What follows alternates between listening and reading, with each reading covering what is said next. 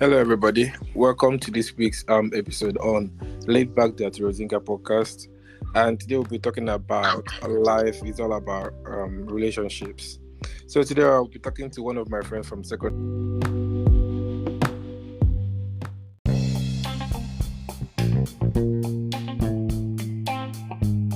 school, NIKO. Hello, NIKO. Hi, Rings. Oh no. Hi, Rings. Yeah. How are you and the family? Good. And you? I'm okay. How is the missus? She's good. How is married life treating you? Married life is okay. Just a lot of responsibilities for the man. Yeah. And how is the energy?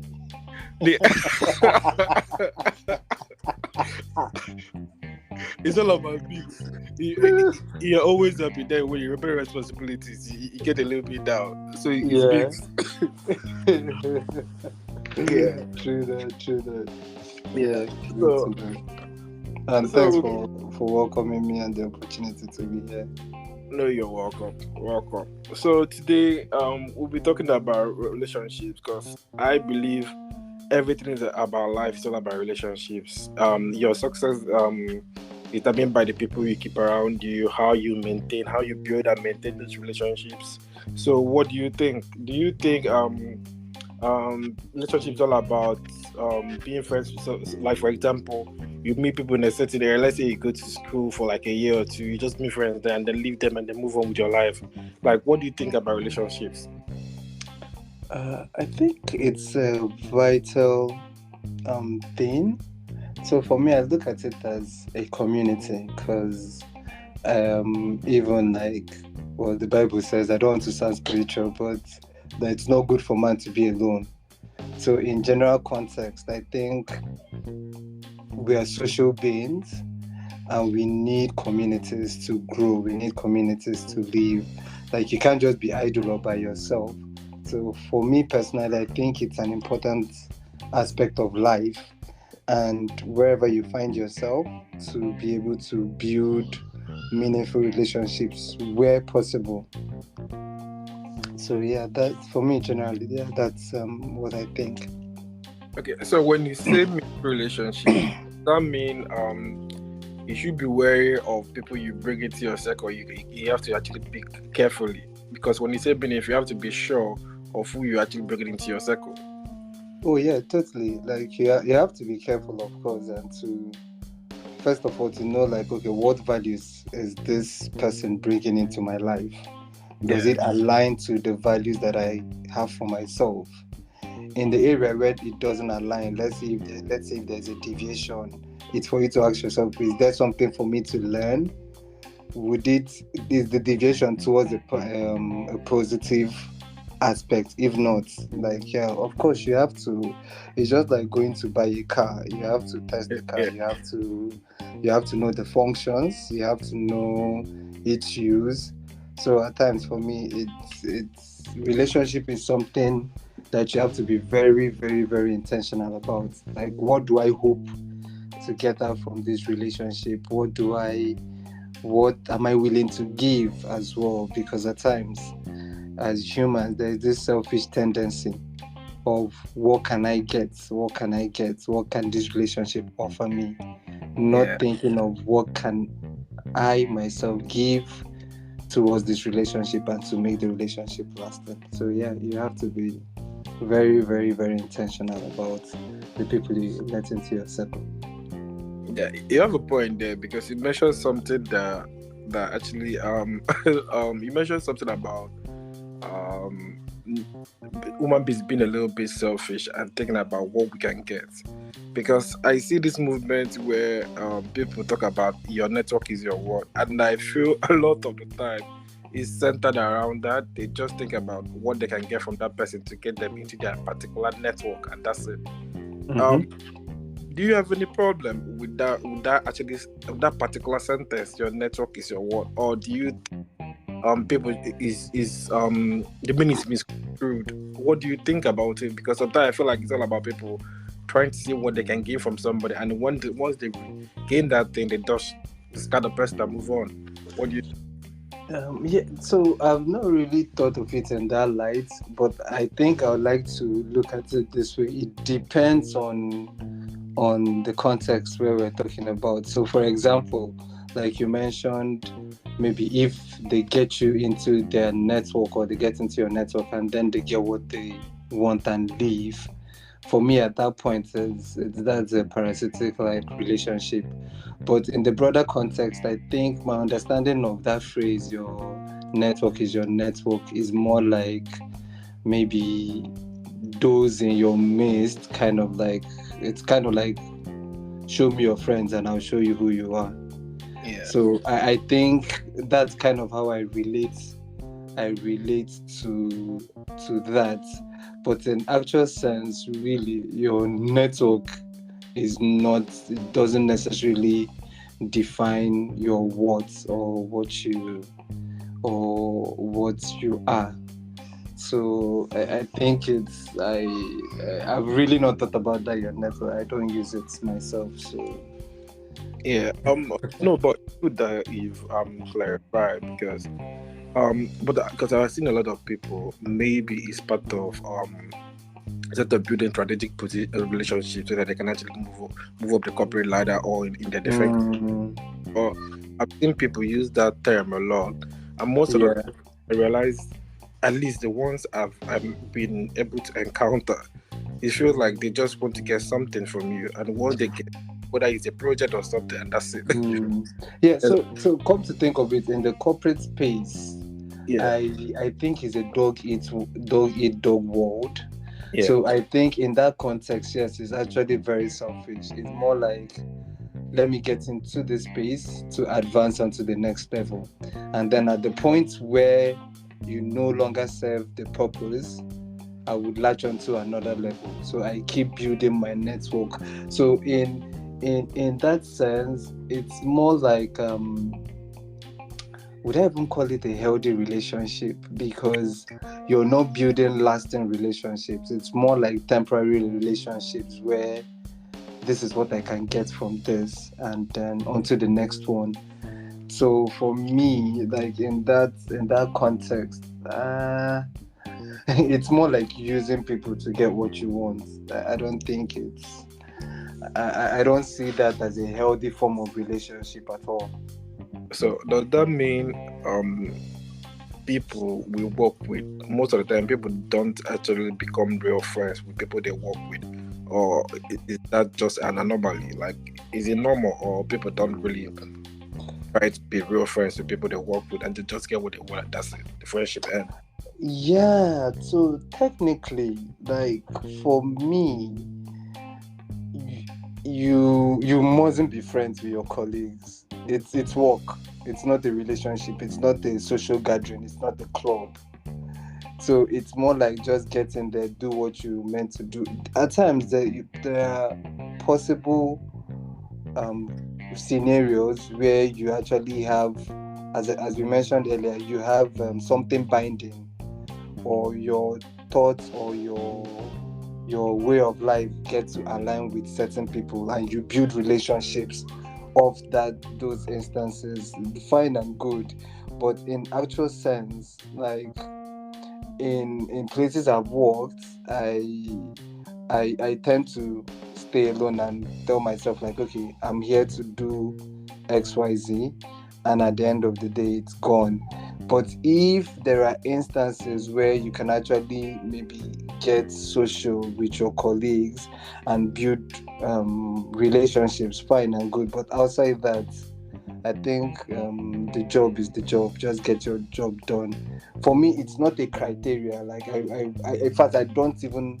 If I'm to advise, I would be like, you Yeah, mustn't, because over familiarity can bring contempt, and then in the workspace, yeah, yeah, I actually agree with that because um in anyway, I think in life we all, when we started, when most of us started working, we thought maybe people in our work, most of them are your friends, but eventually yeah, yeah, um it's certainly not the case.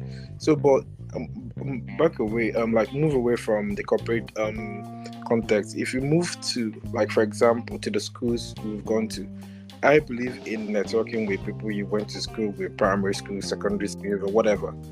I feel Mm. that's a huge community. Mm-hmm. Apart from the people you meet again, like where you live right now, that you guys can actually come together to help each other in one way.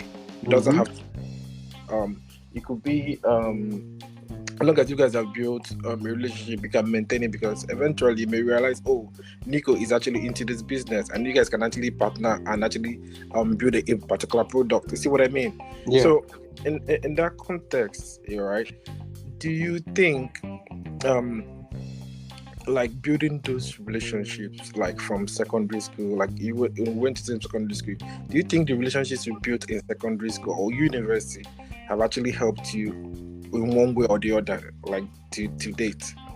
Oh yes. So for me, if I'm to advise, I think the best phases in our lives to build relationships is between primary school and a bit of university. So the core friends I have today are from my primary school into my secondary school, and then I think if I'm to count friends I have from the university, I don't think they might be up to 10. But most of my friends, most of the friends that I can look back at and say, okay, if I have an issue, or if I need somebody to run to, or if I need somebody to talk to, it falls between bit more in my secondary school and then in my primary school. For instance, I've known Onyema for over maybe 30 years. Yeah. Yeah, we went to the same primary school, we went to the same secondary school, but we didn't go to the same university. So at that point, I think it's easier to build those relationships because the innocence is there, and Exactly. there is no playing games like mind games, like, okay, let me outsmart this person, I need this person to climb up to this. It's a natural relationship being built. So for me, those are the best times to foster relationships. University, if you get lucky, one or two. Yeah, to be honest, I think from university, I think I have about maybe like two. And then when I got to NYC, the youth service camp, I tried to I like to think of myself as a friendly person. So I was intentional about making friends in camp, and then growing up in the East, like I wanted to like know maybe like somebody from Edo State, somebody from Lagos. So I wanted I was open-minded. But Yeah. then I realized like I tried. Do you get? We made contacts after camp. We tried to hook up once in a while, and well, I think maybe I'll say luckily for me, I still have like two people I just remembered, but like one I'm quite close. We don't really get to talk very often, but I know like, okay, hey, I met this person in camp. So those for me, like we because like I've known you from Federal, do you Yeah. get? And I know there are things that if I want to do, or if I want to talk about, or if I need advice or suggestions, there are areas where it says that I'll be like, Irene is the person I can talk to. Do you get? Yeah. So for me, like those relationships that we build, it's the foundation of relationships. Obviously, as we grow, we tend to like drift apart. Life tends to happen to us, but then like, okay, like at this point in time, this is where I met this person. So for me, I wouldn't it's totally different in terms of community wise. Like let's say the people you meet in primary, secondary school against the people you meet in the corporate space. I feel like the corporate space it's a bit what's the word? It's too pragmatic. It's too I'm just trying to. It's I actually don't like it because you have to, that let's play office politics, or let's do this, or let's do that. Yeah. So for me, it's, if I'm looking at relationships, I wouldn't count that as a perfect place to create one. Yeah. Um. Okay. Let's go back to what you said. You said most of your friends are in primary and secondary school because of it. And so, why do you think when they move from that level from secondary school to university, what do you think changes that make it hard for you to be real friends with them from secondary school to university? Like, what do you think it changes there that makes people a little bit different to actually build good, real relationships? I think once that innocence is eroded, of course, life happens to you. Like, people might hurt you, people might backbite you, like different things technically get to happen between then, and you tend to now build your guard up. You tend to be more careful, you tend to be more aware, and you tend to be more selective. Of course, like, you have your parents always screaming in your ear, be careful of the people you meet, this person is not a good person, you Yeah, get. And then, like, the society as well kind of like takes your paranoid senses, and obviously, like, the cultural aspects would also be there. You would have your religious bias. So, like, I think at this point, like, your brain is just processing a whole lot. And if you meet somebody and you don't have that, let me say, that initial spark or that connection, and if you don't build towards it, then you really can't make friends. So something used to happen to me. I realized, I think I got to kind of confirm it when I got to NYC. So let's say if I get into a new setting, for instance, like secondary school, like, the first people I meet that I think are my friends, after a while, like, I'm no longer friends with them. I don't know if it happens to you. yeah. Like, thinking back, when I got into federal, like, my bunk mates, like, in fact, we had the same name, Ike, and in my mind, I'm like, oh, this guy is really cool, like, we're friends. But along the line, like, into the term, like, in fact, like, I rarely even remember his face right now. And also, like, when I got into university, like, first people I met in class, we were friends at some point, but after a while, like, we weren't anymore. We didn't have an issue, there was no fight, there was no bad blood, but you just tend to, like, drift apart, maybe because for some reason, either maybe their way of life isn't the same with your way of life. And then, and funny enough, like, one of my closest friends, still from university, what even got us talking was, I liked his slippers, and then I liked his phone. Like, that's very weird, and, like, we're still friends till today. That was what got us talking. Now, like, okay, like, nice slippers. And then when I got to camp, the same thing, like, the first few people. So at some point, I now started thinking, like, maybe if I think this person can be my friend, maybe I shouldn't make them my friends in the first place, so that weirdness wouldn't happen. But yeah, for me, it's back to the question. It's just life happening, and then people just being more careful, and people being more open to different things, and way of life.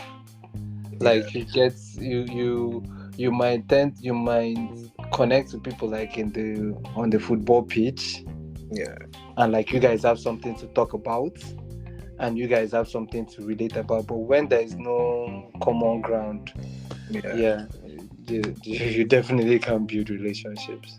Yeah, you're right. You're right because I'm thinking back now, and I remember primary school, secondary school in particular. If you remember when we were in A, I Mm-hmm. think I was closer to people I was in A class, JS class, than people I was in SS class. For some reason, I don't know why. Um, Yeah. yeah, because when I think about it, like, I don't want to call people names because I don't know how they're going to take it. But when I remember everybody I met in that class, how we used Mm-hmm. to go to shoppers out to play football. I was cooler. I think I'm still cool and clear with people I was in the class with in the JS classes compared to SS. Not that I don't talk to people in SS, but I remember there's a bond I have with those younger ones than older ones. Mm-hmm. And you're right, maybe Mm-hmm. because of maybe things maybe between JS and SS, things we experienced within that period, maybe bullying and the rest of them, a lot of something. Mm-hmm. Mm-hmm. So um you see that the relationship you have with people at different stages of your life, they're totally different, and there are people you can actually rely on, and there are people you know you can't rely on as you get older. But Yeah. those you know from childhood, you guys have known each other because of the innocence. You can actually rely. Mm-hmm. Oh, can you get this done for me? You know, you guys can actually talk and get things sorted. You're Yeah. actually right in that aspect, yeah. Yeah, totally. Cause again, like when you get older, there's this you get to be skeptical about people. Like maybe when like the new friends you get to make, you're like, okay, um, can this person hold my secrets? Can I, if I ask this person for help, how would they? What would they read? What meaning would they read into it? And then you now think like, how would they think I want to use them? Do you get like you the whole mental calculation because like maybe you and this person you guys don't go way back. Yeah. But for instance, like if it's somebody like you've known all your life, to some extent you know like okay, this person can vouch for me. Or when I say this person wouldn't read another meaning into it. But like, with the whole growth, with the whole experience, with the whole guards that people get to build, like I think it kind of like factors into relationship because by then like the innocence, if there's any left, is at the lowest Yeah. at the lowest minimum at the lowest minimum. Yeah. But you have a point. And I wonder how a lot of the relationships after they've passed through all those experiences, maybe in the hands of friends and people they call family or whatever. I wonder how they see relationships now, like when they were innocent and when after being hurt or whatever, or after passing through some experiences. I wonder if there's anything that changes to them, make them feel like, oh, relationship is useless, relationship is more important. I wonder what changes and how they see it. Yeah, I think what definitely what changes would come from experiences they've experienced. Yeah. Like yeah, it would come from it's just like maybe in terms of relationship generally. Let me say the dating phase when someone's heart is broken. Like if you're not intentional or if you're not aware, you get to project when you get into Um, another relationship, you get to project those things from the previous relationship without knowing. Like it happened to me, and you get to compare a lot. So these are the experiences. Basically, I think is what makes people to kind of like either shy away from relationships, like generally, yeah. and maybe that's when you now here start hearing those phases like no new friends, because at times like when you're now older it takes It's even quite a hard lot to make of friends. Yeah. sorry. It's even harder to make friends as you get older. Yes, because it takes a lot of intentionality. Do you get like, and then you now start thinking, should I call them? Are they the calling type, or should I send the message? What if they don't read the message, or should I invite them out? Do you know like? So you have a whole lot of thinking to do. Like, are they cool with this? Do they eat this? Don't they eat this? Against when I can just buzz them like, Rins, how far? Abego, I dey come jand. Like, would you be around? Do you Yeah. get like? And I don't have to think deep. I don't have to think anything about it. So I think But now you mentioned that, like, because normally I'm this carefree person. And there's this conversation I normally have with my wife, for example, what you mentioned. Oh, should we send a message to this person to invite them over to do? But me, I won't lie. I don't overthink it. I just send you a message. If you ignore me, ignore me. Now, I feel like I've pushed the ball into your own court. That's the problem. Because I won't lie. I don't overthink it. I just send you a message or I call you. If you ignore me, at least it's on record. I called and invited you. Ignored me. It's not my problem anymore. I don't take it personal. It's not my problem anymore. Like Same with conversing me. Same with yeah, me. Like it's conversing more with my like realize people they overthink it. Oh, you don't do that because the person will tell, or the person will take it the wrong way. But to me, it's just a phone call. It's just a chat. You're not insulting the person. do you It's just understand? Like so we if it's to narrow it down, I think you kind of like hit the nail on the head, the overthinking aspect of it. Cause really I'm also the carefree type. For me, it's more like, man, like regardless of what you do, you're not going to live this life alive. simple. Do you understand? So why the mental gymnastics? Why the okay, we'll do this, we won't do this, and all that?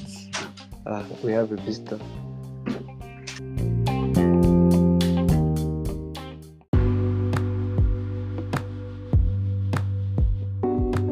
For me, like the overthinking, it's tiring. I don't like so for and again, I this is me. I believe that when you get into that phase of maybe in a relationship when you're overthinking things like should I do this, should I not, should I then I really don't think it's worth being there.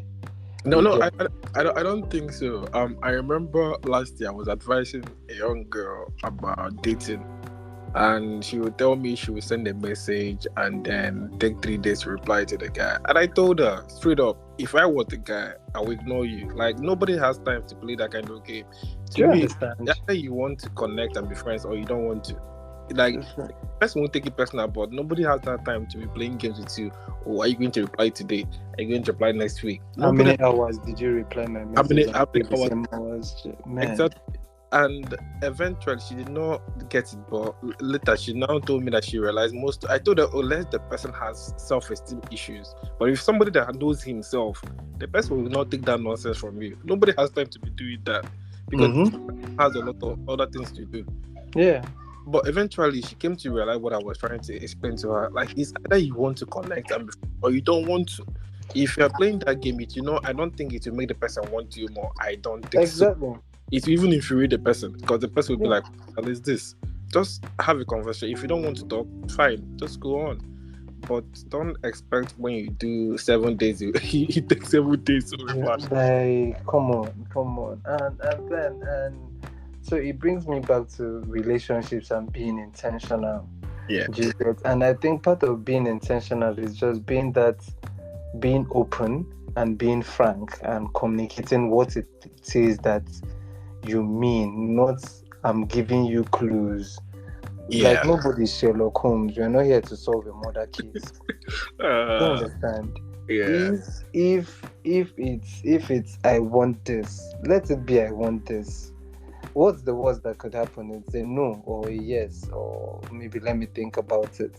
And it's not So the end of no, it wouldn't even change the price of gas. Do you exactly. understand? Like so, why all that? So for me, it's I think people tend to like stress too much about it, and then if you look at it, is I might be wrong, but it's when you have the ulterior motive and when you have the wrong reasons to Yeah. be in this to be in that relationship, and then that's when this aspect of overthinking and overreacting comes into play. Other than that, man, Um, it's you're right because I always feel you don't have to overthink things. And then if you do play that game, that means you are playing the power game, which means there's something wrong somewhere. It is disconnect somewhere. We tell me, I don't know, maybe I'm wrong, but that's how I see things. And once you start explaining, I'm already envisaging the kind of mind games you and that maybe when we have conflict, like immediately, because nobody needs that drama. I can already envisage it. Maybe I feel like the person still needs some growing to do because I can see the drama that's going to ensue in the future. So it's something a lot of people need to be aware of, because to me, relationships are supposed to be intentional. I don't think anybody can get, yes, you can be smart, it can be anything, but there's still something that for example, let's just we all talk about innovations all over the world. You still see that they still need a good team around them to actually bring it to life. So nobody can actually just do it on their own. So you can't do life on your own, even if it's whether like a life partner, or you definitely need a community. You need, whether it's a formal or an informal, whether it's family, whether it's friends, whatever it is, like you can't, unless you're a sadist and you don't want to be around people, then that's fine. But outside that, because like as you said, like how smart are you? Like you can't, even if you're the smartest person on earth, you still need somebody to make life with. You need somebody to survive. Not like your life depends on them, but you actually need people.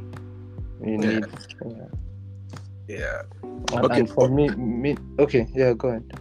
Yeah, so if you don't mind, I'm going to look into a little bit of keeping it real now, because a lot of people, when they be in a relationship, they are 1 second.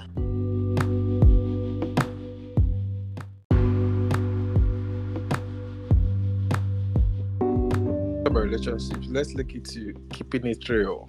A lot of people I've noticed, like when they make friends, they are scared to tell them the truth, and some of the time they say is run away from confrontation. I don't really think that's what it is, but they shy away from actually telling them the truth. But I feel if you have a real relationship with someone, you should be able to tell them, hey, I don't like how you're living your life. If you keep on continue on this path, you may actually deteriorate, and your life may become a mess. You see what I mean? That's you being a real friend. But why do you think it's so hard for a lot of people to keep it real with their friends? Because truth is bitter, first, and people don't like that confrontation, and people. Why is it? That's a tricky question, or is it a hard question, rather? Do you think they do it because they just don't want any problem? They want to continue the relationship, and conflict will make. But because I noticed, I can even link it back to, for example, during the election, Anti-American lost the election, and he started writing a lot of things on Twitter, which I understand. Normal human, you can actually get emotional and angry because maybe you feel like you've helped a lot of people and they've done you wrong. It's good, it's okay. But what I couldn't get was, how come he didn't have anybody in his corner, considering a lot of people he has helped and all, who could tell him, oh, you're actually going the wrong path now, you should stop tweeting now. You see what I mean? Yeah. Like it baffled me. I was curious. I was, because it does not mean everybody's perfect. It could happen to me. It could happen to anybody. You get angry. You see what I mean? So it's not. Yeah. But what I couldn't get. So I think maybe using that as an example might be quite extreme, because really we don't know if I don't want to believe that nobody was talking to him behind. Yeah. And then in terms of when it comes to politics, there is this. The boss is always right. especially like Are you serious? in our political space. Yeah. Because these days we have more of sycophants and people who wouldn't Well, and people and people who wouldn't tell you the truth. Do you get? So for me, that one is a totally different. It's a totally different aspect if you're looking at it. But I'm not even talking about the politicians that's already himself with. I'm just talking about people who may have been his friends one way or the other. They don't want to politics, whatever, together. Like just one person. I would like to believe. I would like to believe that a few people must have talked to him because, and again, I think maybe he was having like some mental crisis because man, those tweets were ridiculous. But yeah, coming back to it, I think it's that fear of like I don't want to offend my friend. I don't want to I want the relationship. And again, I think it also depends on who the person is. Because there are people that like, okay, this one or this person will be receptive to whatever it is I want to tell them. Do you get? And then they are open to listen to you. So for something like that, yeah, can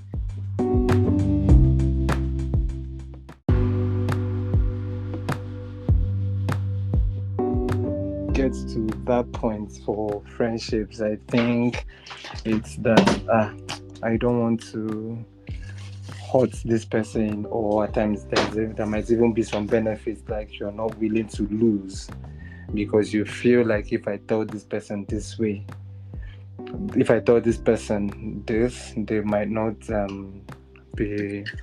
receive it in a good note, and then that calls to think of the kind of person your friend or whoever it is you're talking to is.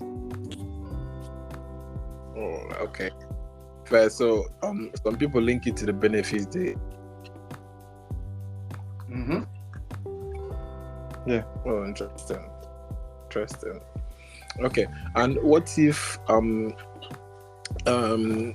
so if there's any guarantee that the benefits will still be there after the chat or the talk, do you think they will have that chat with the person and let them know? Yes. On a higher scale, yes, they would. Because it's more like, okay, let's twist it this way. If the person who needs the advice, if the person who is giving the advice has the upper hand in terms of, okay, like the benefits, you get it from me. It's just like your boss at work. Like they don't care. Like they will tell you what they need to tell you. Do you get? Yeah. So I think if the person has higher benefit, has the upper hand, they will still tell you, right? Regardless of, they won't be thinking like, okay, maybe you might get angry, or because really maybe I don't have anything to gain from you. Yeah, but that's what I'm saying. But in the context of friendship and relationships, I feel that it should be like a level playing ground. You guys are friends. You guys are brothers. So shouldn't that give you the opportunity and the chance to actually tell the person what you think? Not by saying it in a harsh way. The truth will still hurt the person's feelings, but saying in a way the person has to think about it. Yeah, the person will be hurt, maybe stop talking to you for like a week or two or whatever, but at least for the person to go back and think about it and then come back to you. Because if you use the boss thing, most of the time you already know your boss has the upper hand, so you tend to just listen and don't say anything. You won't say what's on your mind because you don't want to lose your job and all. So that's different. When it comes to friendship, you guys are brothers. You see what I mean? So shouldn't it be easy for you to tell your brother, hey, I don't like this thing you do, I don't like. But I noticed a lot of people, they are conflict avoidant and they run away from it. They never ever say anything. Yeah. So do you think because conflict resolution is part of it's a big, huge part of relationships. So do you think by keeping quiet tend to maintain the relationship, or do you think saying something and having the conflict will make the relationship to be better? What do you think? So the easier part is just to keep quiet and maintain the relationship, but the more realistic part is for you to confront it and then have a healthier relationship. Yeah. So for me, I think it just answers it. So it's more like just, and look for a way and be respectful, and also timing, because you might be passing the right message at the wrong time and they won't be received. Maybe it's a Chelsea fan and they are losing and you're trying to tell them something. Why is Chelsea? Or maybe it's an Arsenal fan that has been on top of the league and then Yeah. But that's something about relationship that I find very interesting, because that conflict part, because I feel like bringing good vibes, that's why it's about the positive energy thing. I feel like bringing good vibes is always easy, but when people need to confront a particular issue, it becomes a problem, because most of the time the egos clash. Then the person will be like, who are you to tell me this? Who are you not to tell me this? And then from there, instead of having a very healthy conversation about the issue, because of the ego, and then it deteriorates. That's why the ego clash. Most of the time, the problem is not even, it's miscommunication and the ego clash that comes with it, because there will always be conflicts. There will always be conflicts, even in families. And to be realistic, you can't always run away from it. You can't always avoid it. You have to face it. But like in a respectful way, and then if possible, at the right time.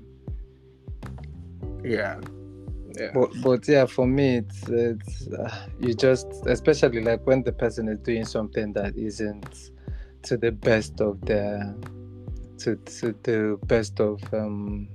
abilities. So it's more so for me it's more like them the consequences, and again, there is no rule or there is no guarantee that friendships are to a lifetime.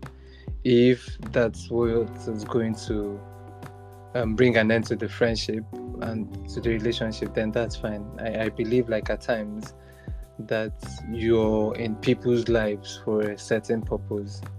And then when that purpose is done, move ahead. No bad blood or no bad feeling, or don't feel like this person used me, or maybe this person wants to use me. For me, that's how I look at it. It's not a do or die. It's not a do or die. So on that note, before we round up, so what advice would you give to your son about relationships as he's growing up? What advice would you give to him about relationships? Interesting. Now I'm going to think about that. First of all, is you have to be that friend that you want people to be to you. I think that's maybe the summary. So if you want to be a dodgy friend, if you want to have dodgy friends, be dodgy. If you want to have friends that would be there for you, you have to be there for people, because you can't give grapes and expect to get mangoes. That's true. So it's more I think this is what I try to, for my life generally, is do unto others what you want them to do unto you, and then expect nothing in return. Because at times the expectations might weigh you down. So expect nothing in return. Is more just be good. So be a real friend, not just a friend to take advantage. Be there for people when they need you, good times, bad times, but also consider yourself. You can't pour from an empty vessel. So, but just generally, I think we know when to be good and we know when we're asses. So for me, I'll just tell him to be a friend, a real friend, be somebody that they can count on, be somebody that when you're not there, people will speak highly and good about you, and be nice. the world is tough. Be nice. Just generally just be nice. Because these days it's more like, don't be nice, they will use you. Don't be nice, like, nah, stay wicked, nah, bro. No, I don't really believe in that. But that's a good advice there. I believe in telling the this is something that I've told my younger brother. I always say I don't think you can anything from not being kind. Be Yeah. kind. Yeah. I don't really believe in being nice. But I believe in being kind because there's a difference. Be kind, but just have boundaries because Oh yeah. for example, let's say somebody comes to ask you for help and you give them $5, and tomorrow they come back again for $10. So you have to set a boundary to say, my brother, it does not stop you from being kind, but because once you stop, the person will start saying, complaining to you that you're wicked. Most people are like that, forgetting that you've helped them before. But that's fine. As I'll long tell as him deep it's fine. down, deep down, you've already helped the you've person. done what you ought to do. Exactly. And so any other that's thing not a problem anymore. True. Yeah. So I always believe that you should be kind. I'm not. I don't. The wickedness only comes when you see that you're being kind and the person is taking now your boundary for granted. At that point, I would tell you to stay wicked. Exactly, but if I don't think you get anything from being mean to anyone. So we don't get anything from that. It's unnecessary. True. It's unnecessary. True that. But on that note, we've come to the end of today's episode. Thank you so much. Yeah, not a problem. I hope you had a good time. To be here. Oh yeah, I did. Probably would do this again. Hopefully. Yeah, it was nice. All right. My regards to the family. All right. Cheers.